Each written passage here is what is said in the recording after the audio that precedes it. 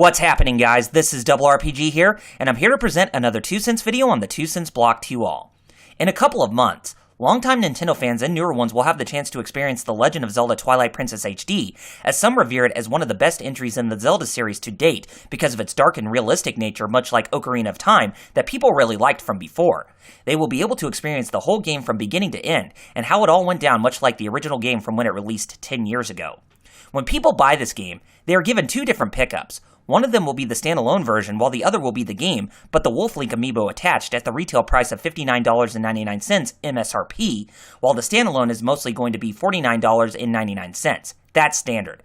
The game has the Hero Mode, which was found in Skyward Sword, The Wind Waker HD, A Link Between Worlds, and Hyrule Warriors. The Wii U gamepad is going to function as your main inventory on the gamepad screen so that you can switch between different items and weapons on the go, which I like, as I thought that feature was brilliant in The Wind Waker HD. Anyway, those features are pretty cool for what they are going to do for Twilight Princess HD, as I have that game locked down with the pre-order, as I do think that Twilight Princess is very underrated, much like The Wind Waker.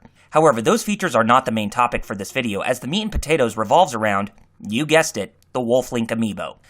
Ever since Twilight Princess HD was announced back in the November 2015 Nintendo Direct, the game is going to have the Wolf Link Amiibo available for purchase as a bundle with a copy of the game, as I don't think the Amiibo is going to be available for a standalone release until a later date. If you pre-ordered the game and Amiibo bundle, which I have, then that plastic toy is going to possibly unlock something that you won't be able to do with the standalone version of the game. The Wolf Link Amiibo will unlock a brand new dungeon called the Cave of Twilight.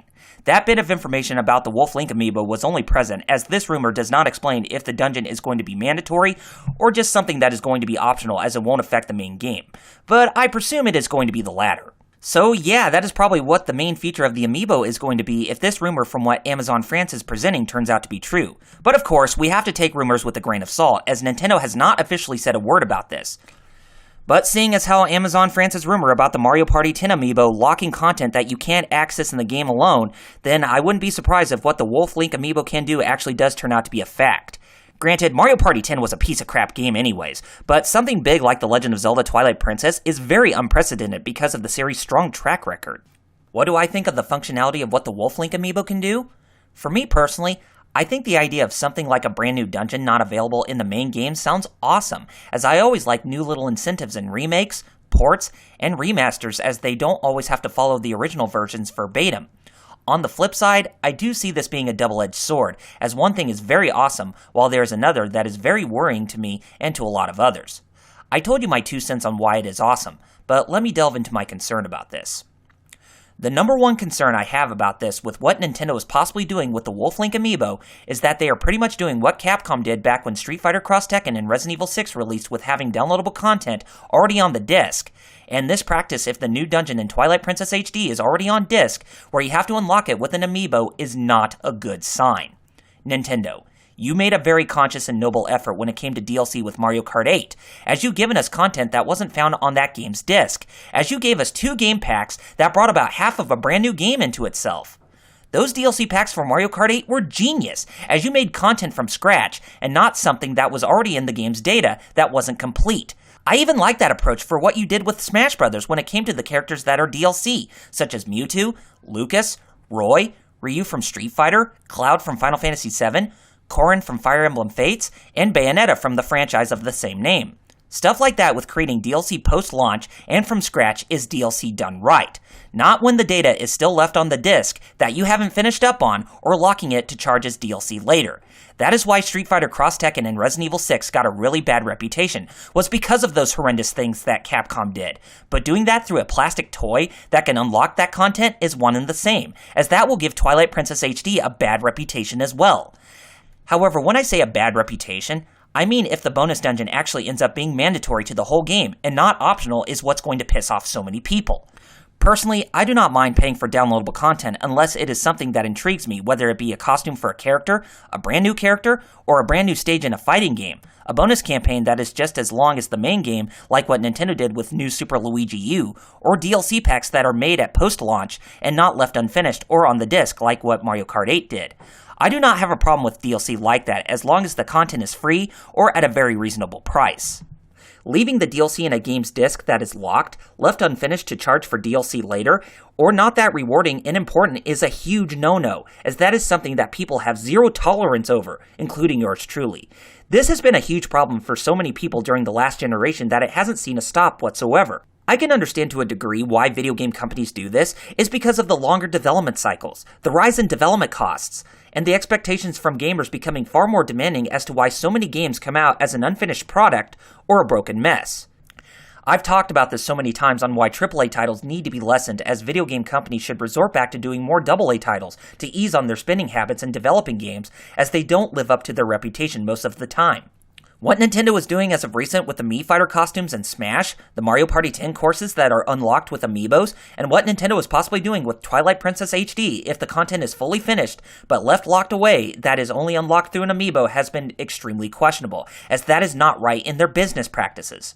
If Nintendo comes out and says that this feature is only available through a limited time with Amiibo and will be available as free DLC much later, then those worries are irrelevant if they announce that in an upcoming Nintendo Direct. Now, even though I think the Wolf Link Amiibo is a double-edged sword, I do have a middle ground section to this whole ordeal. My middle ground on this could be, once again, based on the idea that the Cave of Twilight is going to be optional and not mandatory to the whole experience.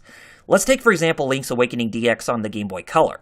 Anyone who has played that game will know exactly what I'm talking about when it comes to the bonus dungeon in that version of the game. The bonus dungeon was only optional, as your only reward for completing it will grant you 1 out of 2 different color tunics that will give you double strength or double defense. You could come back to that dungeon later if you wanted to switch up on the tunics at your own expense, if you thought the original game was too hard to begin with. If Nintendo does something like that where they give you an option between 2 or 3 different bonuses in the game, such as either having a new sword with stronger attack power than the Master Sword, a new tunic that is much stronger in its defenses, or even give you some new boots that will increase the speed of Link and or Epona's movement in the game, along with the option where you can go back and switch for a different item at your expense, then I don't see any problem with that. If it was something like a snippet on what to expect from the Legend of Zelda game coming out on the Wii U this year, much like what Ocarina of Time 3D did with the Water Temple by giving us a sneak preview of Skyward Sword, then I don't see a problem with that either. What makes me find people's disappointment and rage so interesting is that they just take the announcement and possible rumor at face value without knowing that there may be a hook to the whole ordeal in the end. I'm not saying that this is what's going to happen, since it does seem that Amazon France has been credible when it comes to these rumors, but rumors are just rumors, as we can't always take them for what they are and get pissed off immediately, as it should be fine to worry if Nintendo confirms it through a press release or a Nintendo Direct. Besides, Twilight Princess on the GameCube and Wii was already a complete game, as I wonder why people are getting pissy by this notion of a brand new dungeon being locked through an amiibo when they are getting the same experience like what we got about 10 years ago. I just don't understand. Besides, the amiibo could actually be used for other things, such as having a quick refill on Link's heart containers if things got too complex. Or maybe an evolution in the items that Link picks up, then having to go through side quests to upgrade them, much like what you could do in A Link Between Worlds with the Mai. You know, those cute octopus-like creatures. I'm just trying to stay optimistic about the Wolf Link Amiibo, as the whole thing with the new bonus dungeon still hasn't been confirmed. If it is, then I pray to God that the feature is only available for the Amiibo for a limited time and released as free DLC later.